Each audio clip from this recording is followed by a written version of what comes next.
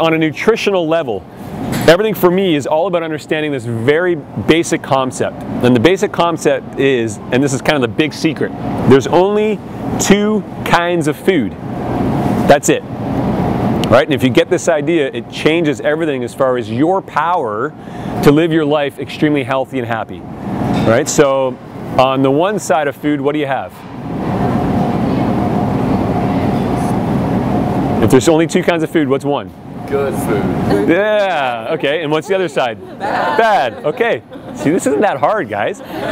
Okay, so on the bad food side, what is that? What does that look like? Sugar, Carbohydrates. Yeah, greasy, sugar, salt, and those are usually associated with what? Processed foods, right? So processed, if you think of processed, essentially I define processed as 3 main things, which is things that you find in a conventional grocery store, mainly the middle aisles and whatnot.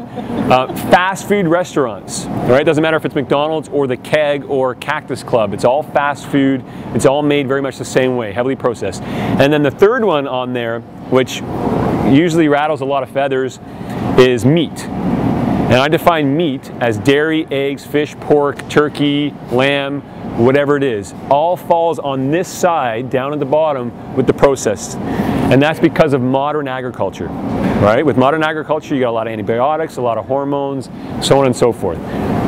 But I'm not saying not to eat these. I'm just saying we need to move up the scale to where the good is, right? And I've already told you what the good is. What's the good?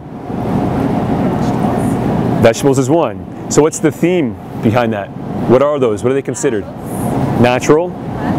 Plants. Plant-based foods. Whole foods. You got processed foods, you have whole foods.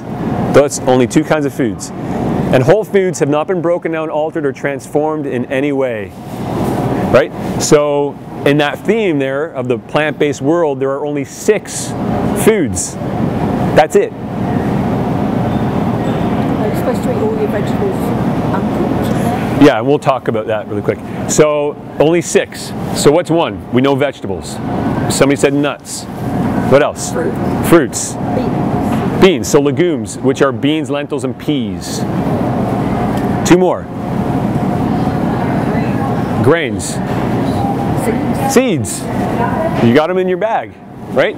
So nuts and seeds, grains and legumes, fruits and vegetables. There are your 6 plant-based foods. Now within those categories, there's obviously some that are superior than others, like hemp seeds, right? The key thing for me is to be able to show you and share with you which are the key things to eat within that group that are, again, easy to use, easy to find, and taste good, so that you can slowly make your way from eating a diet that's heavily processed and work your way up that scale so that you're up here. And when you play from this area, you feel unbelievable.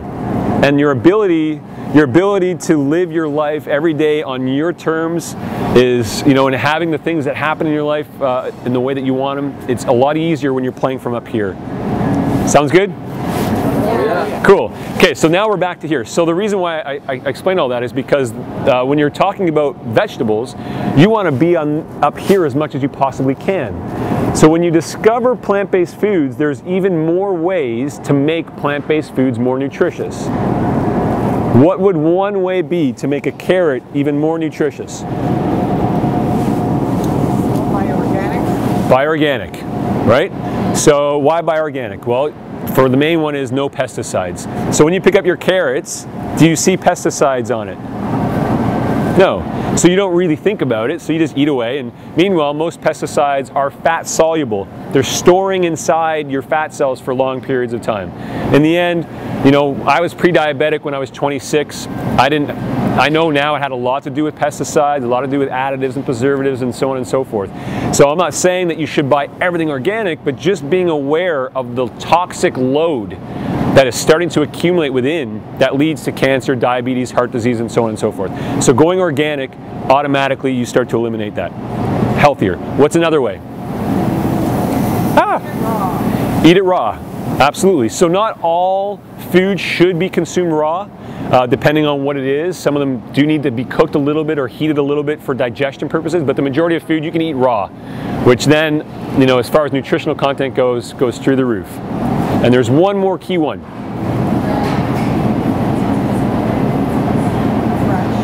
Fresh. So how do you get it fresh?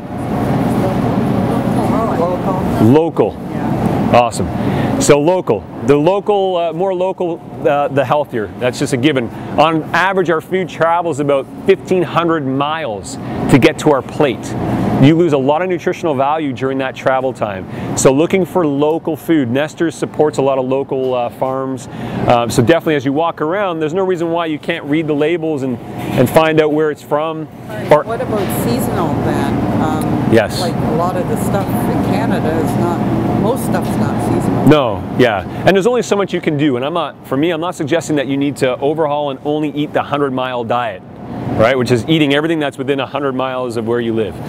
But if you take just a little bit of effort to look for things that are local, whether it's BC or even eastern or western, northwestern, as far as United States, there's a lot of great things coming out of Washington, the state of Washington, as far as food goes. But we have every right to ask about our food. So if you see things that you're not sure of, you can ask them, well, you know, I want to buy these carrots, are they local? And they might say to you, well, these ones aren't local, but the ones over there in the organic section, they're local. So just by asking a simple question, you've already just now increased the nutritional value of that food. Simple enough, right? Sounds good? Oh yeah. All right, cool.